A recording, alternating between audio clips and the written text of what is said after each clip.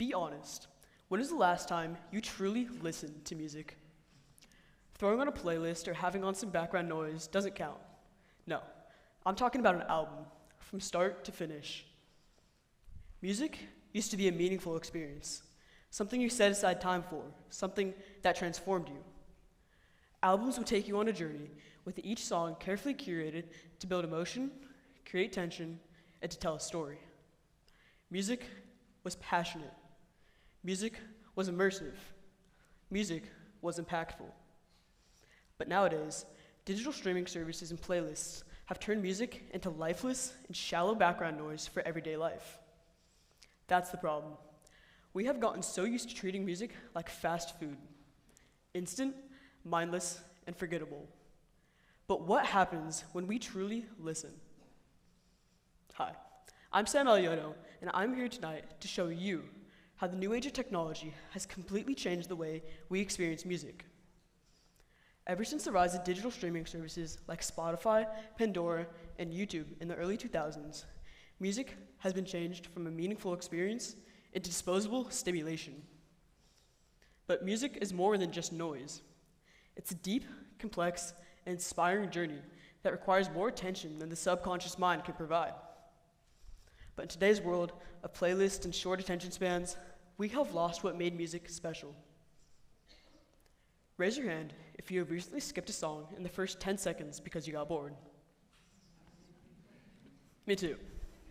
Now, raise your hand if you've recently sat yourself down and listened to a full album, giving your full attention to the music, no phone, no distractions, listening all the way through. I can remember the first time I ever bought a vinyl record.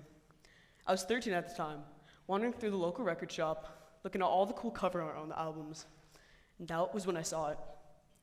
A white triangle, a bright beam of light, and a rainbow. The Dark Side of the Moon by Pink Floyd. Something about it spoke to me, so I brought it home, set it on the record player, and dropped the needle. A faint crackle filled my ears before the music hit. Suddenly, I was in a whole other world of sound. Pink Floyd's mesmerizing vocals and haunting melodies was like nothing I had ever experienced before. That is the type of experience you can't get from hitting shuffle on Spotify. The journey of going out, buying a vinyl, and being forced to listen to the music, because you can't skip it, forced me to focus, to experience the music in full, and understand the songs. In today's world, we don't listen to music like that anymore. We consume it. 31% of all global listening comes from playlists, while only 22% comes from albums. We're now letting AI algorithms pick and choose the songs that we listen to instead of artists. These algorithms choose the best songs to keep us hooked. It's like your own personal DJ that adapts to your taste over time, adding and removing songs from the playlists, and adapting the cue to keep you hooked for hours. But do we really gain anything from this feed of unrelated songs? Imagine going to a movie theater and popping into each different showing just to see the climax of each movie. Sure, you might get to see the most exciting parts, but you miss everything that made those parts important. Take a look at Pink Floyd's album, The Wall. People say the worst song on this album is called Don't Leave Me Now.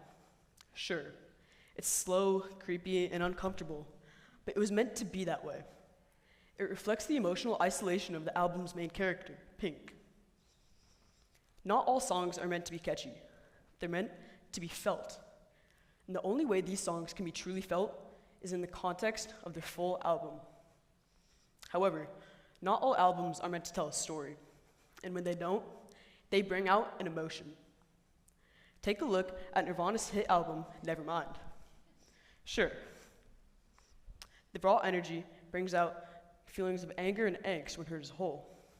But when you take out a song from that album, it's just another rock song in the playlist.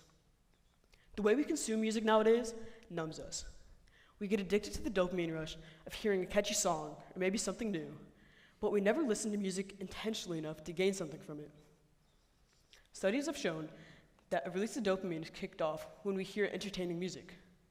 This release of dopamine keeps us hooked to our playlist of entertaining yet shallow songs. When we get caught in this endless cycle of mindless listening, we never give enough time or attention to the songs we hear. and we never understand the music. Are you going to let these AI algorithms and streaming services choose what you listen to, or will you take control over what you feed your ears and finally listen to music? The next time you have some extra free time in your room or on the long car ride home, instead of scrolling on your phone for hours, put on a playlist by your favorite artist, album by your favorite artist, and finally understand the songs you've been listening to all this time. The best way for us to connect to the world is to connect to the voices and the melodies that surround us. So go ahead, slap on the headphones, connect to the speakers, but don't press shuffle. Thank you.